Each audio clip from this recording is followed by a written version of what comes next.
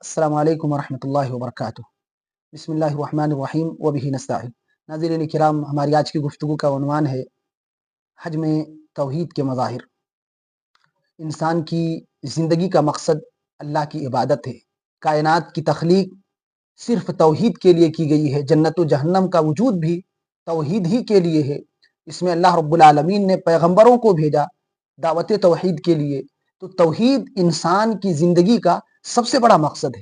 یہ سب سے بڑا سرمایہ ہے کہ جس انسان کو توحید کی دولت مل گئی اس کو سب کچھ مل گیا، اور جس کے پاس توحید کی دولت نہیں ہے، جس کا سینہ توحید سے خالی ہے، سب کچھ حاصل کرنے کے باوجود بھی وہ فقیر اور محتاج ہے۔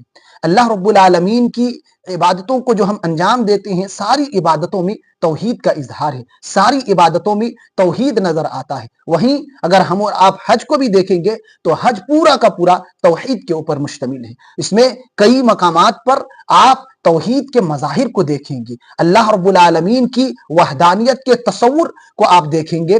چند ایک مقامات کا تذکرہ ہم آپ کے سامنے کریں گے جس میں یہ حج کے اعمال میں سے توحید کا اظہار ہے۔ سب سے پہلا جو عمل ہے حج میں داخل ہونے کے بعد وہ ہے تلبیہ پکارنا۔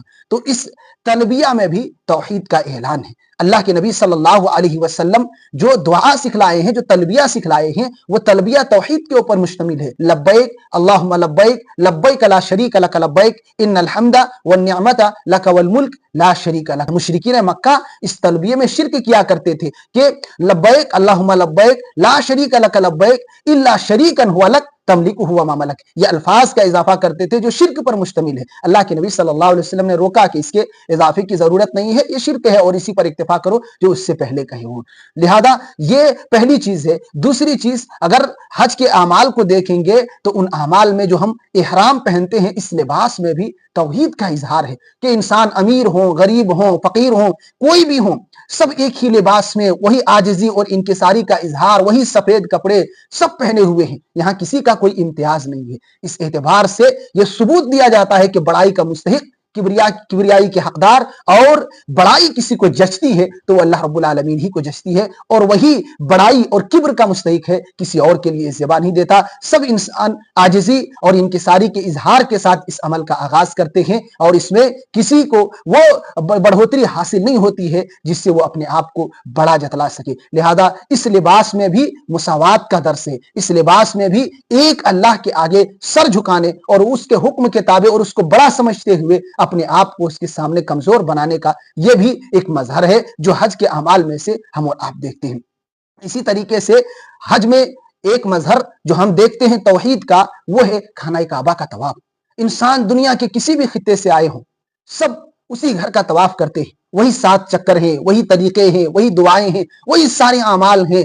سارے انسان ایک ہی وقت میں اللہ رب العالمین کے اس مبارک گھر کا طواف کرتے ہیں، اور جس کا اللہ رب العالمین نے حکم دیا ہے۔ قرآن کریم میں اللہ نے کہا وَلْيَطَّوَّفُوا بِالْبَيْتِ الْعَتِيقِ، لوگوں کو چاہیے کہ اس قدیم اور پرانے گھر کا طواف کریں، یعنی خانہ کعبہ کا طواف کریں۔ تو سب اللہ رب العالمین کی عبادت کی نیت سے، اللہ کی رضا کی خاطر، اللہ کو خوش کرنے کے لیے اس کے اس مبارک گھر کا طواف کرتے ہیں۔ تو یہاں بھی توحید کا اظہار ہے۔ اس گھر کا طواف جائز ہے۔ اس کے علاوہ دنیا میں کسی بھی گھر کا، کوئی مسجد ہو، کوئی اور جگہ ہو، کسی بھی جگہ کا طواف جائز نہیں ہے، وہ حرام ہے، گناہ ہے۔ لیکن اس گھر کا طواف یہ جائز اور درست عمل ہے، اللہ نے اس کا حکم دیا ہے۔ تو یہ انسان صرف اللہ کی رضا کی خاطر، اس کی توحید کے لیے، اس کی عبادت کی خاطر اس عمل کو بھی انجام دیتے ہیں۔ تو یہاں بھی توحید کا اظہار ہے، توحید کا اعلان ہے کہ اس ایک اللہ کی عبادت جس گھر کی طرف رخ کر کے کرتے ہیں، آج اسی گھر کے طواف کا حکم ملا ہے، اسی رب کا حکم ہے، اور اس عمل کو ہم بجا لائیں گے۔ یہ تیسری چیز ہے۔ چوتھی چیز وہ صفا اور مروہ کے درمیان سعی ہے۔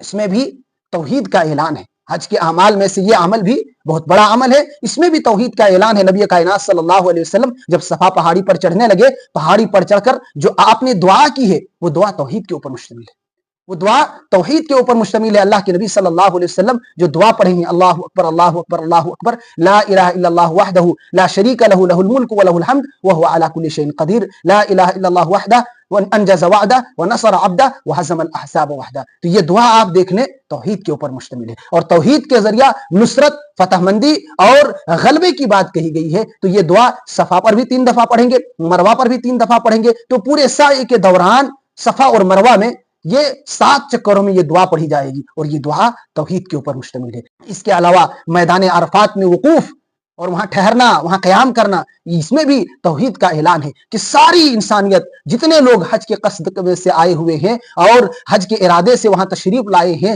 ایک ہی میدان ہے، ایک ہی جگہ ہے، ایک ہی وقت ہے، سب کا ایک ہی نعرہ ہے، ایک ہی رب کی رضامندی کی سب کو طلب ہے، اور سب اسی میدان میں دعا کر رہے ہیں، گریہ وزاری کر رہے ہیں، رو کر گڑ گڑا کر اللہ رب العالمین کو خوش کرنے میں لگے ہوئے ہیں۔ ریاکاری نہیں ہے، کسی اور کو دکھلانا مقصود نہیں ہے، اور کوئی چیز نہیں ہے، سب اس مقصد سے وہاں کھڑے ہیں اور اللہ رب العالمین سے گڑ گڑا کر دعائیں کر رہے ہیں کہ اپنے رب کو راضی کر لوں۔ تو اس میں بھی اللہ کی دعا کے ذریعے اللہ کی عبادت کر کے اور صرف اللہ کی عبادت کر کے توحید کا اظہار کیا جاتا ہے کہ سب ایک ہی وقت میں ایک ہی رب کو پکارتے ہیں اور ایک ہی میدان میں کھڑے ہیں، ایک ہی جگہ سب اللہ رب العالمین سے دعا کرنے میں لگے ہوئے ہیں، مانگنے میں لگے ہوئے ہیں۔ تو میدان عرفات میں اور اللہ کے نبی صلی اللہ علیہ وسلم نے جو اس جگہ دعا بتلائی ہے وہ دعا سراپا توحید کے اوپر مشتمل ہے۔ اللہ کے نبی صلی اللہ علیہ وسلم فرماتے ہیں خیر الدعاء دعاء یوم عرفہ، کہ بہترین جو دعا ہے وہ یوم عرفہ کی دعا ہے، اور میں نے اور مجھ سے پہلے کے پیغمبروں نے جو اس دن دعا مانگی ہے وہ دعا یہ ہے لا الہ الا اللہ وحدہ لا شریک لہ لہ الملک ولہ الحمد وہو علی کل شیء قدیر۔ یہ توحید ہے، پورا کا پورا توحید کہ اللہ رب العالمین اکیلا ہے، اس کا کوئی شریک نہیں، کائنات کی ملکیت ساری حمد کا مستحق صرف اور صرف اللہ تعالیٰ ہے اور وہ ہر چیز کے اوپر قادر ہے۔ تو یہ دعا توحید کے اوپر مشتمل ہے۔ تو حج کا یہ بڑا عمل جو سب سے بڑا عمل شمار کیا جاتا ہے وقوف عرفہ، یہاں بھی توحید کا اعلان ہے، توحید کا اظہار ہے۔ اس کے علاوہ قربانی بھی، قربانی اور جانور کو 10 ذی الحجہ کی تاریخ اور اس کے بعد کی تاریخوں میں جو ہم قربان کرتے ہیں، یہاں بھی توحید کا اعلان ہے۔ اللہ رب العالمین نے قرآن حکیم میں اس کا تذکرہ کیا ہے قل ان صلاتی ونسکی ومحیای ومماتی للہ رب العالمین، اے میرے محبوب آپ کہہ دیجئے کہ میری نماز، میری قربانی، میرا جینا، میرا مرنا سب کے سب اللہ رب العالمین ہی کے لیے خاص ہے۔ تو یہاں بھی اس عمل میں بھی صرف انسان اللہ کی رضا کے لیے قربانی کرے تبھی ان کی قربانی مقبول ہوگی۔ جو ریاکاری اور دکھلاوے کے لیے قربانی کریں گے اس کی قربانی رد کر دی جائے گی۔ تو یہ قربانی اللہ کے حکم کے آگے سر تسلیم خم کرنے کا نام ہے، اور اللہ رب العالمین کے حکم کے آگے سارے حکم کو ٹھکرا دینے کا نام ہے۔ ابراہیم علیہ السلام کی جو سنت